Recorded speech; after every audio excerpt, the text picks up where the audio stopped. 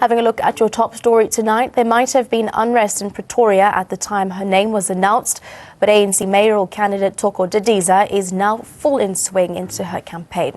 In a one-on-one interview with my colleagues Didiza spoke not only about the violence and the looting in Tshwane, but also about the way forward the ANC has in the metro. Let's listen in.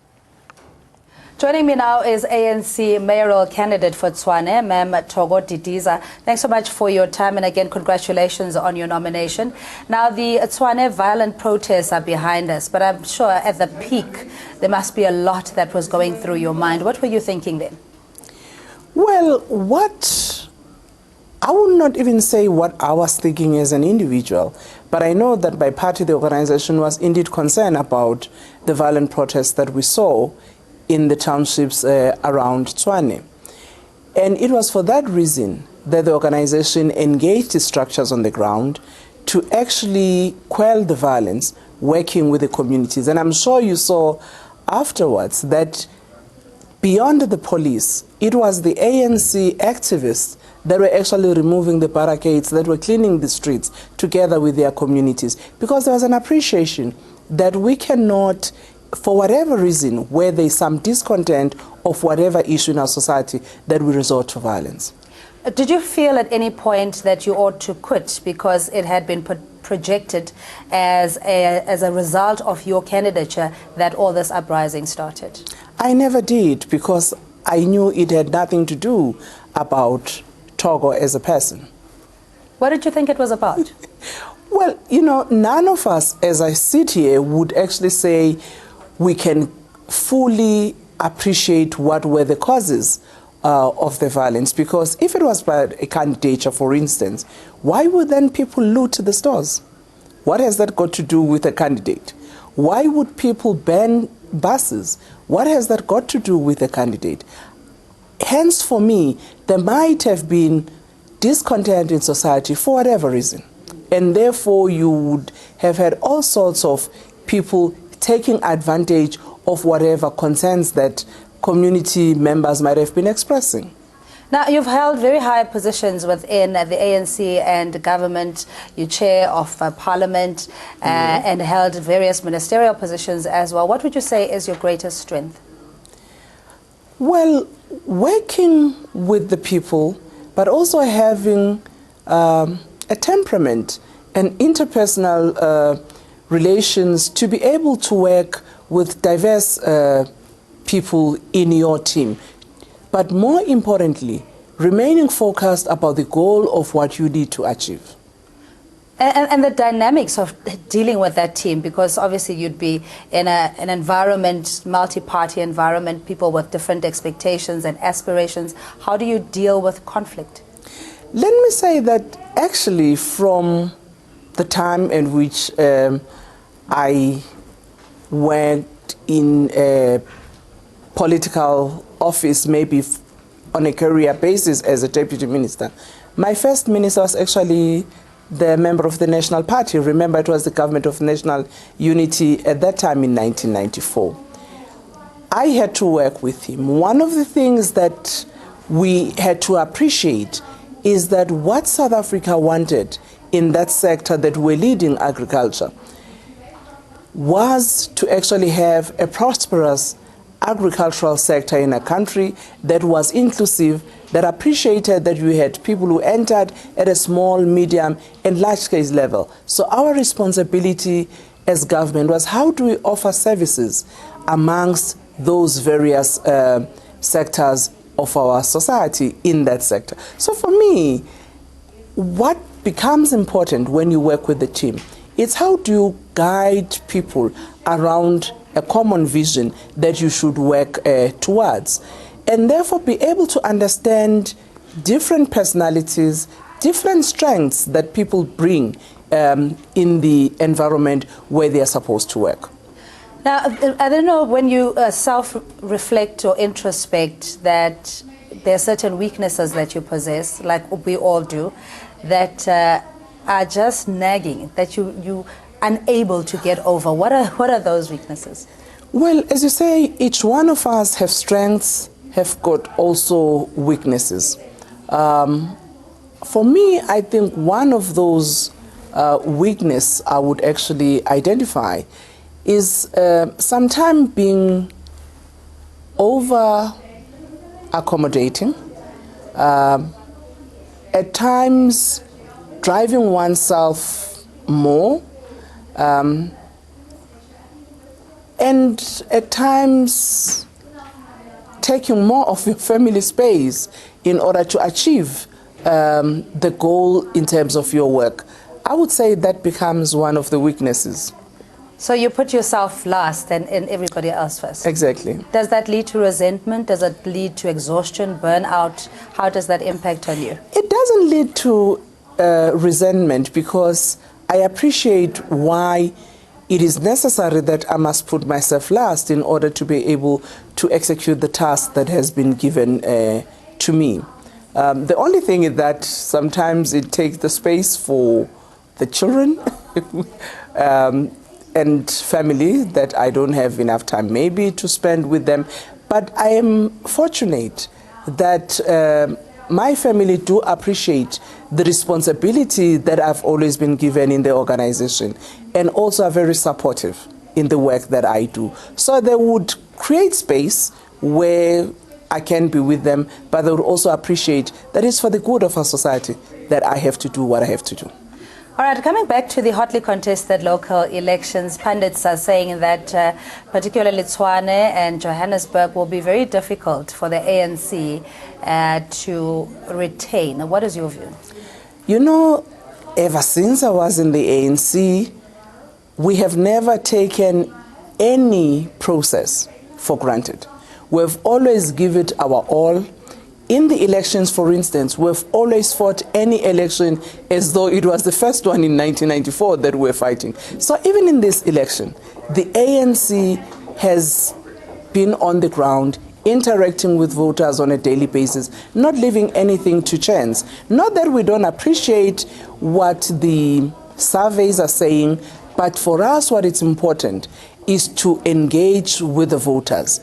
As a party that is also a government currently, we also are concerned that what people would also judge us about is our own performance in government.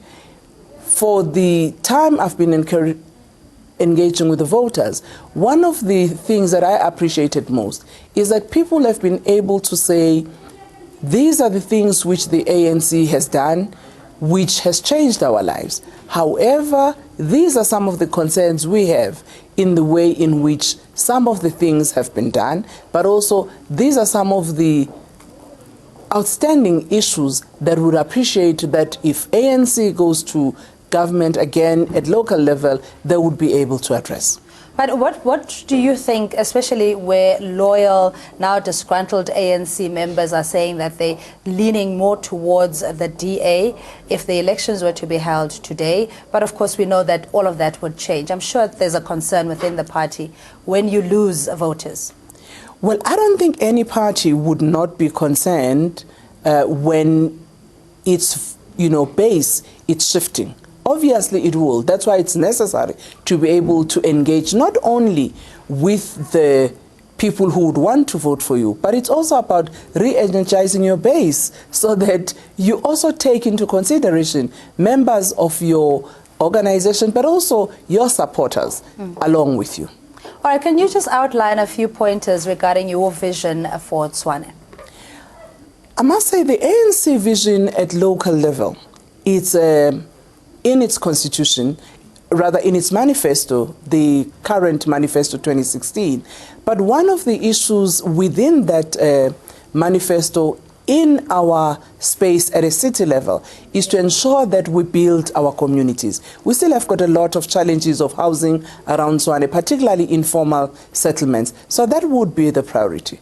The issue of infrastructure remains one of the important elements, particularly for ensuring that that infrastructure assists society. I mean, the issues of road infrastructure have been raised, but also to ensure that it becomes an anchor for the revival of our economy, particularly at local level.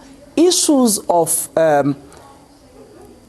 job creation becomes another challenge. If you look at the level of unemployment in among young people, for instance, it requires us, even at a local level, to look at what are the mechanisms that we're going to put in place, building on what we've done, obviously, in the past, but also looking at other new creative ways of creating employment. Now, do you have a running mate as the mayoral candidate for Tshwane, or a core team or list of people that you're looking forward to working with? In terms of our processes, you do have comrades that have been nominated as ward councillors, others who have been nominated through the proportional representation, and it is from within that pool that the organization working with, the mayoral candidate would select comrades who would be part of the mayoral committee. I'm just looking at what concerns voters. We've got a program called SA Decides, yes. And our team has found out that the promises that have been made by the ruling party at municipal level have not been fulfilled. And I'm generalizing. We know that there is a very good track record that the party enjoys, but there are those pockets of frustrations that people feel are not being attended and they're being ignored. What's your comment? People are indeed correct, as you say, that they appreciate what has been done, but there are concerns on some of those areas. The issue of housing, which I've explained. For instance, you have got communities, if I were to take Mamelodi, for instance, Pomolong, it's one of the oldest informal settlements in Mamelodi. You still have got people who have been there for 18 years. So for them, even if they see that there is work that has been done by the ANC government in terms of housing delivery, they are concerned about to what extent are their housing needs going to be addressed. And do you then give a satisfactory response that will guarantee you votes come the elections? I do. With the issue of housing, what people are saying is we appreciate that government builds your reconstruction and development houses, your RTP as they are known. But we know that given the resources available, you cannot be able to address our concerns in the short term of 5 years. It is for that reason that in Tshwane, we've also looked at an approach through Ria Tshwane program, where we can give people stands and service those stands with water and electricity, so that even if you have not built the house, you give people certainty that this is their property and this is their land. In terms of your core team again, would Gauteng Ramokgopa, the incumbent mayor, form part of your executive team? I think I've explained that after the elections, what the ANC does is that you would consult with the organization, look at the pool of the members of the organization who have been elected as ward councillors, and those who have met the threshold in terms of the proportional representation. And out of that, that's when you would be able to form a team. Okay, part of the process would be to redeploy him to another responsibility within the party. Do we know yet? Well, I don't think that is the issue, in my view, that should be paramount at the moment in looking at individuals about where they deployed or where they are. It's in the list of local government, like all other comrades who have, some of them have been mayoral committees, some of them have been chairpersons, others have been ward councillors. And I think within that pool, what becomes important is how to deal with issues of continuity, but also how to bring new dynamism into the process. And how would you deal with that dynamic, though, of essentially having him now as your subordinate, where he had held the position of mayor previously? I don't think in the ANC there's a question of how does one feel when deployed in particular responsibility. For instance, I was once a minister, a member of the executive. In the current space, I'm a member of parliament and I'm a house chairperson in parliament. That doesn't make one less responsible in the duty that we have to execute. Okay, and lastly, what would you like to tell the voters of Tshwane?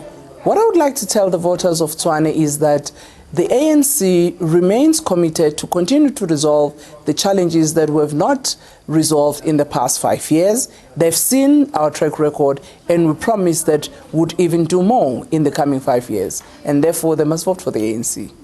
And continuity with projects that are currently running, is there any drastic changes that people can expect? No, the projects that have been there, where resources have been committed, because those would have been projects where there has been engagement with communities through the integrated development plan, those will continue. All right, Ma'am Didiza, thanks again for your time, and we wish you Godspeed and all the best success with the upcoming elections. Thank you very much. We're speaking to the ANC mayoral candidate for Tshwane, Ma'am Togo Didiza, about her vision, her characteristics, her attributes, and what the voters of Tshwane can look forward to in terms of her as a mayor. All right, for now, though, we'll take a quick break. We'll see you shortly.